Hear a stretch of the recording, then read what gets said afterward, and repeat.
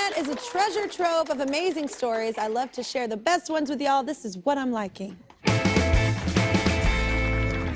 February was Black History Month, and all month long we featured stories of Black Americans making a difference for our country. Unfortunately, there was one story out of Texas that we couldn't do because of the winter storms. It might not be February, but I thought it was too important not to share with everyone. It's about a woman named Gertrude Jane Holliday Stone. We've all heard of Rosa Parks, who famously refused to give up her bus seat in 1955. But Miss Stone did the same thing only a few days later on a train. She was a college senior traveling from Nashville to Houston when she was asked to move. She refused, and the police were called. Although her act of civil disobedience didn't get as much attention as Rosa Parks, it remains a testament to the courage of so many who fought for equality. Miss Stone is on the line right now with us, so tell us what you felt that day. Oh, Kelly, I want to thank you first for helping so many people reveal their stories. Yeah. Now, what I thought that day, I thought it was going to be wonderful. I was going home to visit my parents for the Christmas holidays, and quickly everything turned so distasteful. The conductor boarded the train and started down the aisle. When he got to my seat, he looked at me and said, "Go to the Jim Crow coach." And Kelly, he told the same thing to the lady next to me, "Go to the Jim Crow coach."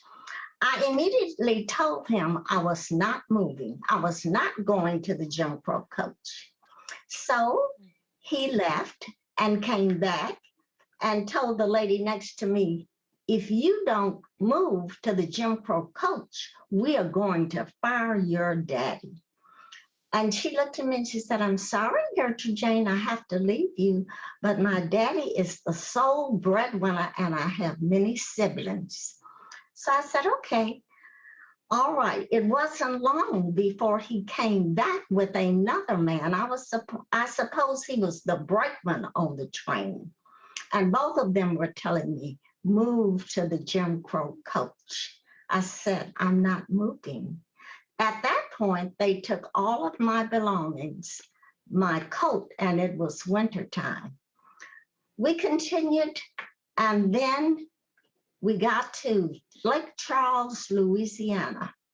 At that point, they had the city policeman to board the train, and he joined the others, and they said, "Move to the Jim Crow coach." Kelly, I refused to move to the Jim Crow coach. I stayed there. I maintained my composure.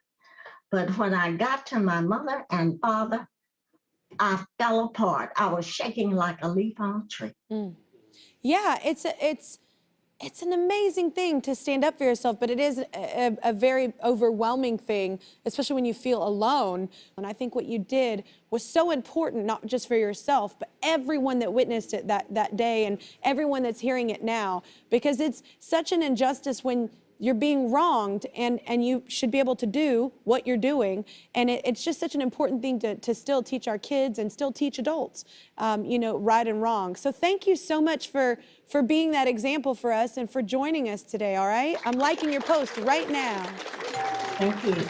And that's not all, Ms. Stone. So this season, we've actually partnered with Pilot Friction Erasable Pen, the go-to pen of the Kelly Clarkson Show, and they want to recognize great people doing great things. That is definitely you, ma'am. So they're going to give you $1,000. How's that sound? Oh, that's wonderful. Thank you. It buys so many plants for the green space. I loved meeting you. What an honor. You're welcome back on our show anytime, all right? Thank you. We are fellow Texans. Absolutely, absolutely. Yep, I'm still here, just waiting for you to subscribe. If you don't, I'll be trapped in this box forever.